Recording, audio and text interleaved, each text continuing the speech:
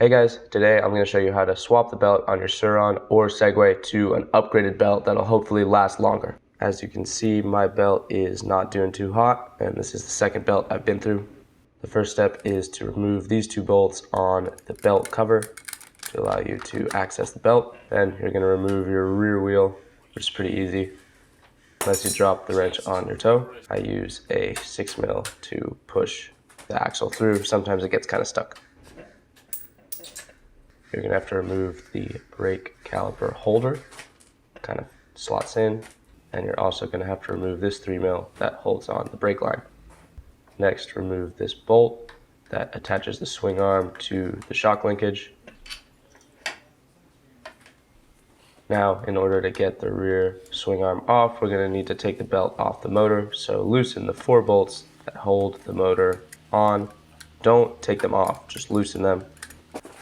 Then I use a wrench to pry up the motor from the bottom, and that takes some tension off the belt, allowing me to slip it off the side.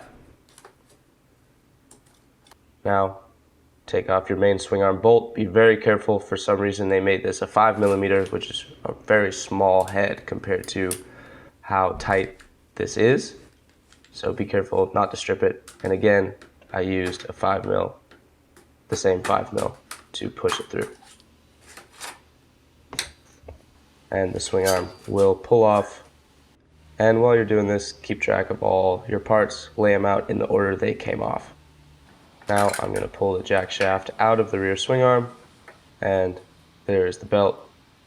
Here's a comparison between the upgraded belt and the old belt. As you can see, the upgraded belt is the full width, it's custom cut, and it's a much higher quality belt.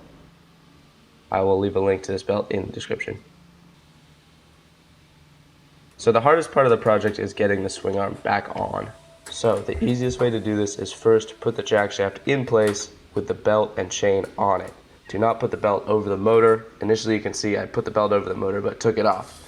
Then slide the swing arm into place over the jack shaft. This is the hardest part because there's 2 spacers on each side of the jack shaft that meet up with the swing arm, and they have a tendency to get pushed off as you're trying to push the swing arm on. So it's good to leave that belt off the motor so you have enough space to move the jack shaft around and make it easy for yourself to get it in. Then once the jack shaft is in the swing arm, push the jack shaft and swing arm forward to give you the slack necessary to put the belt over the motor. Now you have the jack shaft and swing arm together and the slack necessary. Then you can pull jack shaft and swing arm back while they're together and with the belt over the motor until you can push the bolt through. Then throw the linkage bolt back in and the hardest part is done. Now you can see the belt fits perfectly on the pulley. And instead of putting the sketchy stock nut back on, I highly recommend getting a high quality nylon locking nut. This nut will not only not back out, but it can actually be tightened down. However, if you keep the normal nut, you can use a screwdriver to get it tight. And if you do leave the stock nut, since it doesn't have any locking mechanism, draw a little line on it so you can see if it's going to come undone. Now, put tension back on the belt. I prefer to run a little higher tension. It does make it a little louder. Then once you have the tension set, tighten the 4 bolts back down. Put the rear wheel on the same way you took it off. Remember, you're going to have to slide that caliper holder assembly into the slot. Tighten it back down.